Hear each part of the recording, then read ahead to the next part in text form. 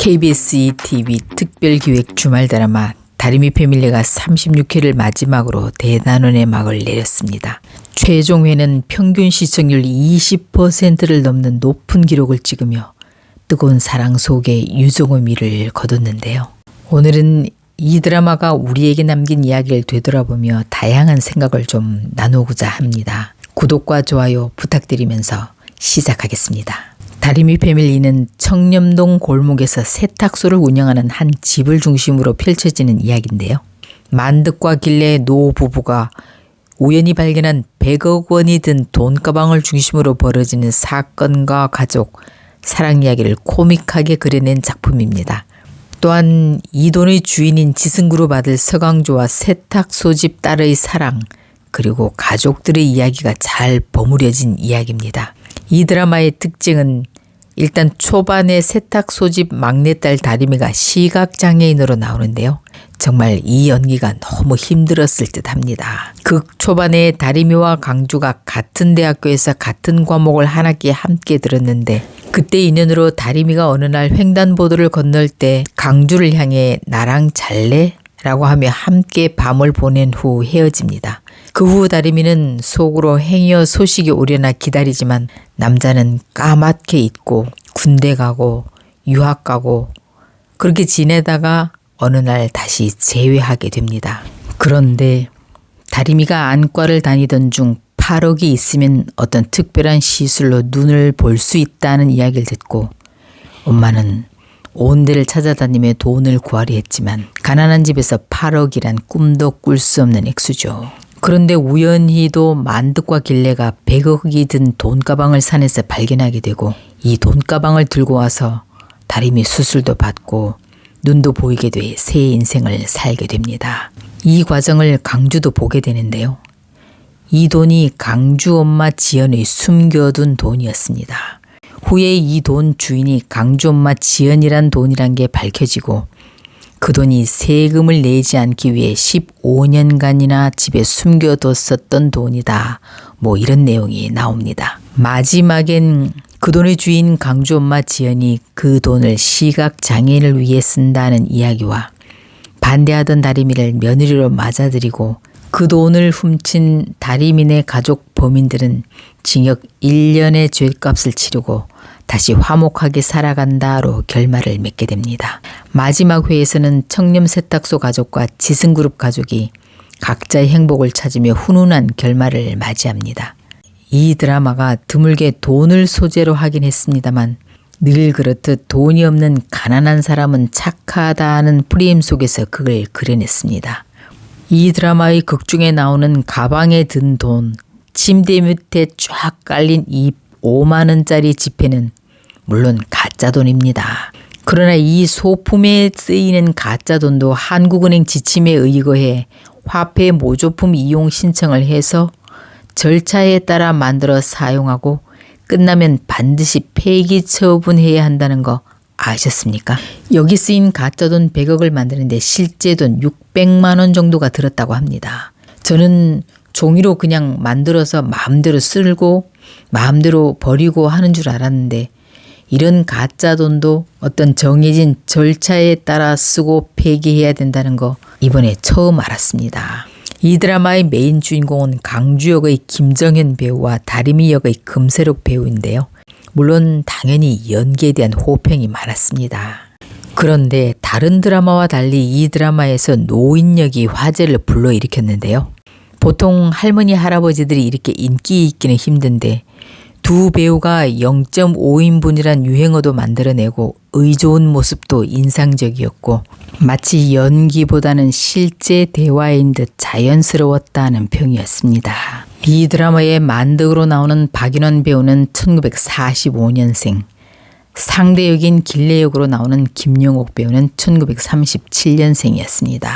극중 만득은 88세, 길래는 90세라 만득은 부인을 누나라고 부르며 의지하고 따르는 의좋은 부부로 나와 시청자들로부터 부럽다, 귀엽다는 평이 많았습니다. 특히 이 부부는 아들을 잃고 며느리와 함께 살며 그 며느리한테 부담을 주지 않으려고 애쓰는 모습으로 나와 보는 이들이 공감을 자아내며 가슴을 먹먹하게 했습니다. 이 드라마에서 100억 원이라는 거액의 돈가방은 이야기의 중요한 장치였습니다. 자식의 눈을 뜨게 하기 위해 8억 돈 마련을 위해 어쩔 수 없이 남의 돈에 손을 댄다는 설정이 시청자들 사이에서 논란을 낳기도 했습니다. 참 이게 남의 돈에 손을 댄다는 건 나쁘다고 하면서도 그래도 자식의 눈을 뜨게 하기 위한 엄마의 마음이라고 정당성을 부여하며 합리화로 포장한 듯 그려져 살짝 딜레마이긴 했죠. 이해는 되지만 그러면 안 되는 일이죠. 이 부분이 법적 책임이 강조되기보다는 동정적인 사연으로 인해 범죄가 정당화되는 듯한 잘못된 메시지를 전달할 수 있다는 우려도 있었습니다. 또한 영화나 드라마에 늘 돈 많으면 나쁜 사람으로 그려지는데요. 사실 극중 지연은 법의 테두리 안에서 한 일이죠. 15년 후에 쓰면 세금을 물지 않는다고 해서 15년 후에 쓰는 거죠. 이걸 법의 테두리 안에서 한 일이니 절세라고 부르기도 하고 그때 100억이 생겼을 때 세금을 냈어야지 탈세라고 나쁘게 보는 이도 있어 논란이 좀 되는 부분이었습니다.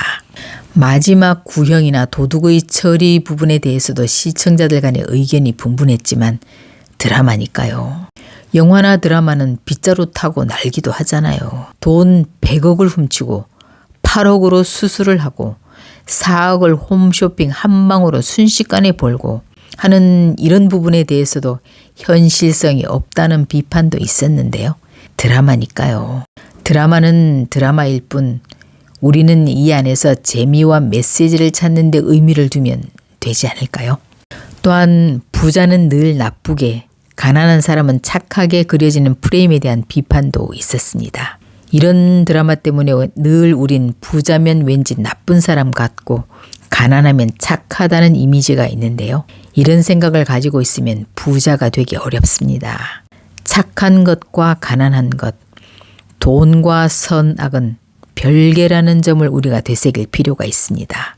돈이 행복을 보장하지는 않지만 가난이 반드시 미덕은 아니라는 사실 기억해야 합니다. 이런 생각을 무의식에 가지고 있다면 그 생각을 바꾸어야 부자가 될 수 있습니다. 우리나라는 황금 보기를 돌같이 하라. 가난한 자에게 복이 있나니 이런 이야기를 많이 하면서 나는 돈에 관심이 없어. 이렇게 허세를 떨면서 마치 돈을 좀 우습게 여겨야 괜찮은 사람으로 보인다고 생각하는 면이 있죠. 부자는 불행하고 가난한 집은 행복하다고 착각하고 있습니다. 그러나 미국 인구의 0.5%밖에 안 되지만 미국 경제력의 30%를 쥐고 있는 유대인들이 배우는 탈무드에는 많은 돈 이야기들이 쓰여져 있습니다.